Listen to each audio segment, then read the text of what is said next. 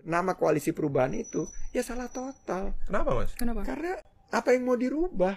Apa yang mau dirubah?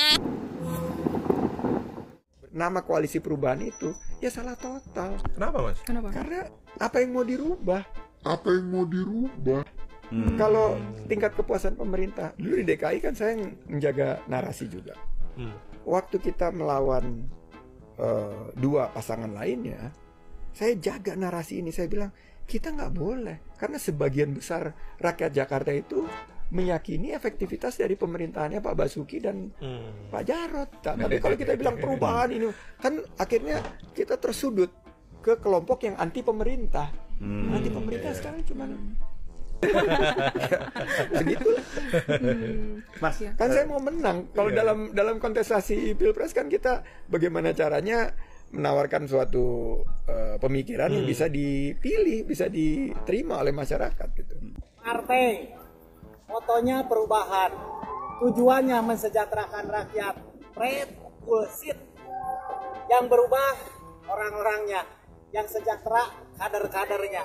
Jangan percaya politik, gaji gawe saetik, yang terjepit tetap rakyat kecil. Saya lagi ada di Aljabar nggak boleh dipakai dagang, tapi kalau kampanye bisa nanti. Aman ya. Pesan buat koalisi perubahan, bapak-bapak yang ada di dalam koalisi perubahan harus ingat, ada kata perubahan di dalam koalisi tersebut, di mana dengan kata perubahan masyarakat menaruh harapan yang besar terhadap koalisi perubahan. Tapi jangan sampai koalisi perubahan hanya menjadi sebuah kendaraan untuk merebut kembali kekuasaan. Koalisi perubahan, gerakan perubahan, itu kan visi misinya tuh apa sih mereka itu? Apa yang mau dirubah? Perubahan apa yang akan kalian tawarkan? Ini kan tidak ada nih. Ini capresnya itu juga selalu membanding-bandingkan panjang jalan yang dibangun. Ini presiden kok mengendos ini. Intinya mereka itu tidak pernah menjelaskan visinya apa, nanti misinya apa. Terus gerakan perubahan itu yang dirubah apa. Kan tidak pernah ngomong. Ya perubahan gitu aja. Takbir. Pengen banget gitu ya, sehingga iya aja gitu. Terus kemudian anehnya lagi adalah bicara tentang perubahan. Konsepsi perubahannya apa? Ada nggak tawaran diferensiasi gagasan, ide yang bakal mau dirubah tuh apa dari yang sekarang gitu.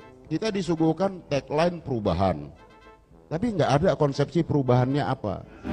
Alhamdulillah, kita sungguh merasakan sebuah perubahan apa mana nih. Aduh. Wis. Ono ai. Nanti kalau Pak Anies sudah jadi presiden baru lo mengerti yang namanya perubahan di bidang hukum misalnya.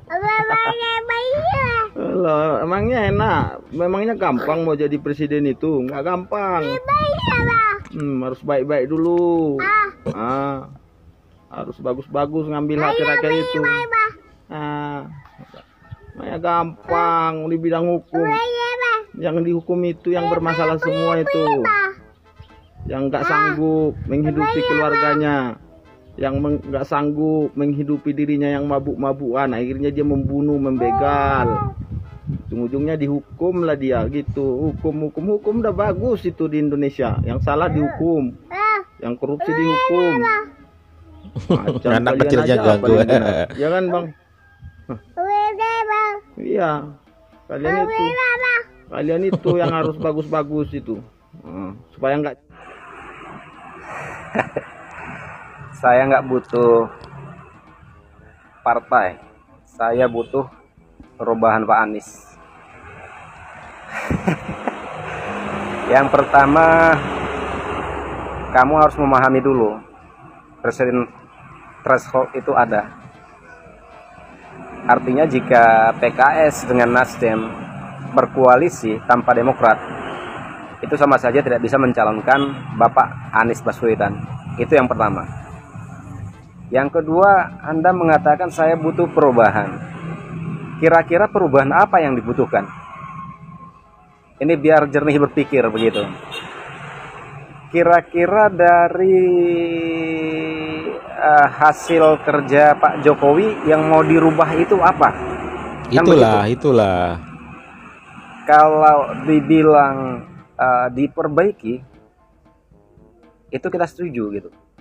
Dilanjutkan nggak masalah. Masa jalan tol yang sudah dibangun begitu luar biasa dibongkar kembali? Mau kita bongkar balik? Kan begitu. IKN yang sudah menelan anggaran cukup banyak, triliunan, apa itu mau kita buat mangkrak kandang ayam gitu?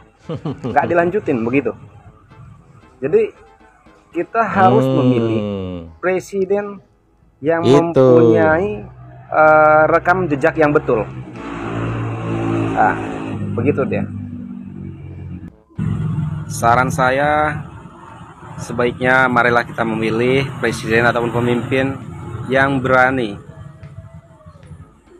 melanjutkan program-program yang sudah ada sebelumnya. Biar apa?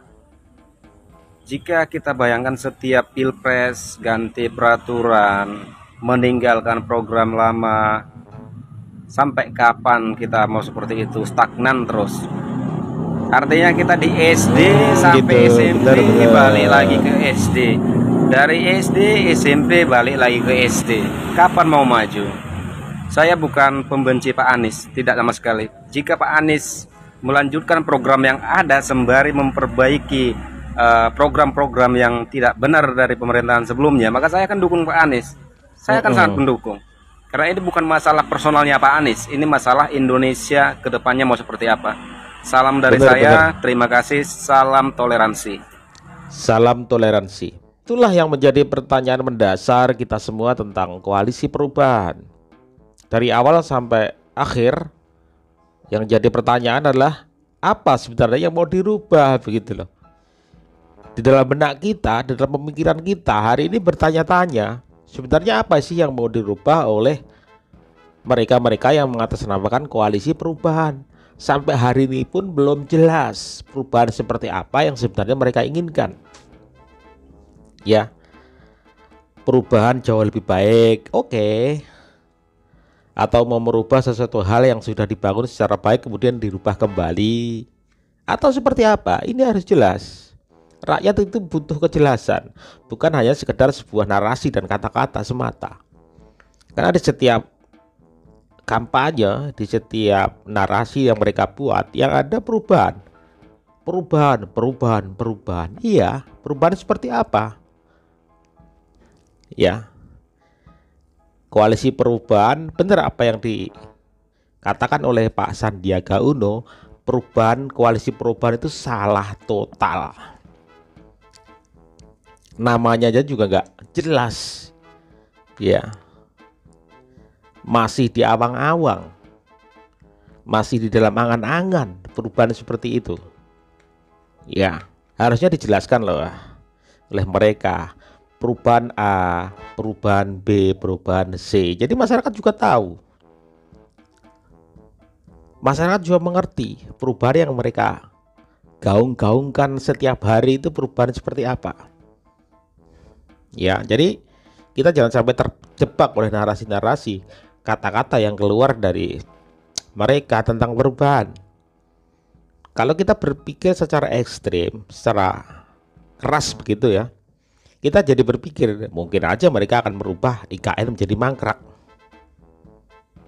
Program-program Pak Jokowi yang sudah diawali dengan secara baik akan dirubah kembali. Itu yang kita khawatirkan.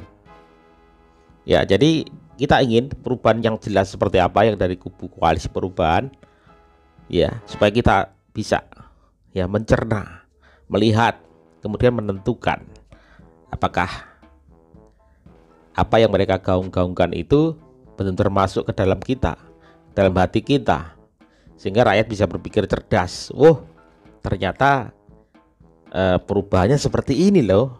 Kita menjadi tahu. Kita aja bingung perubahannya seperti apa, ya kan? Itu. Jadi teman-teman, pilih yang pasti-pasti saja. Jangan asal narasi perubahan yang pada akhirnya ya akan merusak tatanan yang sudah ada, yang dibangun Pak Jokowi dari awal, itu akan diulang lagi menjadi nol kembali, mulai lagi. Itu yang berbahaya. Kapan Indonesia mau maju kalau seperti itu? Kalau ngulang lagi, ngulang lagi. Apa yang dikatakan Pak Jokowi benar.